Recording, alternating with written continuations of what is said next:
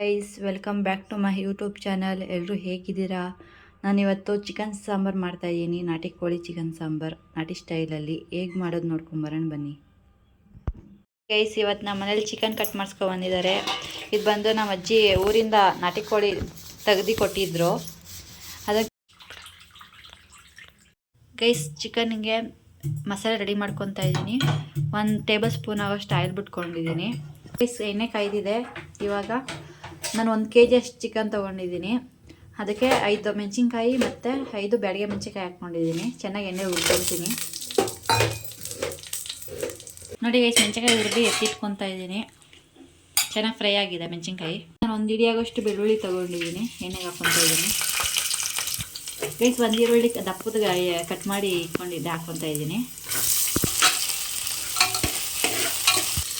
Guys ಒಂದು 6 ರಿಂದ 7 piece ಆಗುವಷ್ಟು ಶುಂಠಿ ತೊಗೊಂಡಿದ್ದೀನಿ ಹಾಕೊತಿದ್ದೀನಿ. ಚೆನ್ನಾಗಿ ಕಲರ್ ಚೇಂಜ್ ಆಗೋವರೆಗೂ ಹುರ್ಕೊಬೇಕು.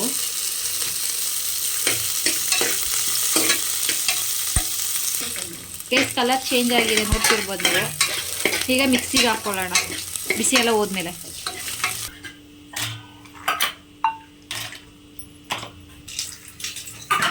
ಹಾಕ್ಕೊಂಡಿದ್ದೀನಿ. ಹಾಫ್ ಟೊಮೊಟೊ ಹಾಕ್ಕೊತಾ ಇದ್ದೀನಿ.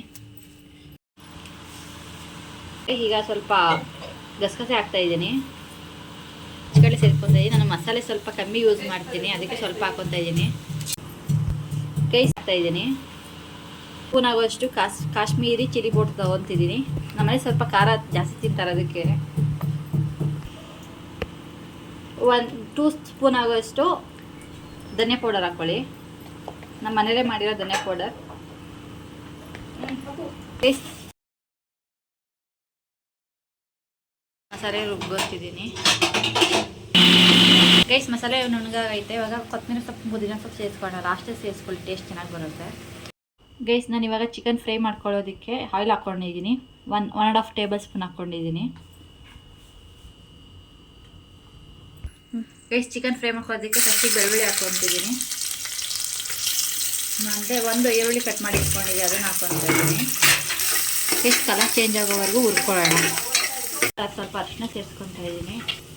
ಗೈಸ್ 1 ಟೇಬಲ್ ಸ್ಪೂನ್ ಆಗೋಷ್ಟು ಪೆಪ್ಪರ್ ಪೌಡರ್ ಹಾಕ್ಕೊತಾ ಇದ್ದೀನಿ.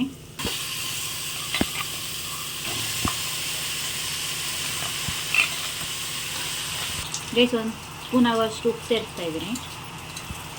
ಉಪ್ಪು ನೋಡಿಕೊಂಡು ರುಚಿಗೆ ತಕ್ಕಷ್ಟು ಸೇರಿಸ್ಕೊಳ್ಳಿ. ಗೈಸ್ ಈ ಥರ ಮಸಾಲೆ ಹಾಕ್ಕೊಂಡು ಈ ಥರ ಎಣ್ಣೆ ಬಿಡೋವರೆಗೂ ಫ್ರೈ ಮಾಡ್ಕೊಳ್ಳಿ. ಟೇಸ್ಟ್ ಚೆನ್ನಾಗಿ ಬರುತ್ತೆ. ಆಮೇಲೆ ನೀರು ಸೇರಿಸ್ಕೊಳ್ಳೋಣ ಎಣ್ಣೆ ಬಿಟ್ಟಾದ್ಮೇಲೆ. ಗೈಸ್ ನಾನು ಈ ಥರ ಕನ್ಸಿಸ್ಟೆನ್ಸಿ ಮಾಡ್ಕೊಂಡಿದ್ದೀನಿ. ನಿಮಗೆ ತೆಳ್ಳಗೆ ಬೇಕಾ ಗಟ್ಟಿ ಬೇಕಾ ನೋಡ್ಕೊಂಡು ಮಾಡ್ಕೊಳ್ಳಿ.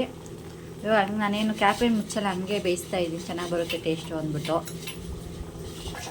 ಗೈಸ್ ಈ ಕಡೆ ಸಾಂಬಾರು ರೆಡಿ ಆಗ್ತಿದೆ, ಈ ಕಡೆ ಚಿಕನ್ ಫ್ರೈ ರೆಡಿ ಆಗ್ತಿದೆ. ಚಿಕನ್ ಫ್ರೈ ರೆಸಿಪಿ ಬೇಕು ಅಂದರೆ ಕಮೆಂಟ್ ಮಾಡಿ ಕಮೆಂಟ್ ಸೆಕ್ಷನಲ್ಲಿ.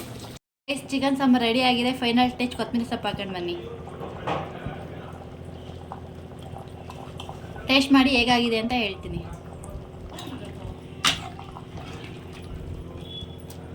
ಚಿಕನ್ ಸಾಂಬಾರು ರೆಡಿ ಆಗಿದೆ. ಟೇಸ್ಟ್ ಮಾಡಿ ಹೇಗಿದೆ ಅಂತ ಹೇಳ್ತೀನಿ ಬನ್ನಿ.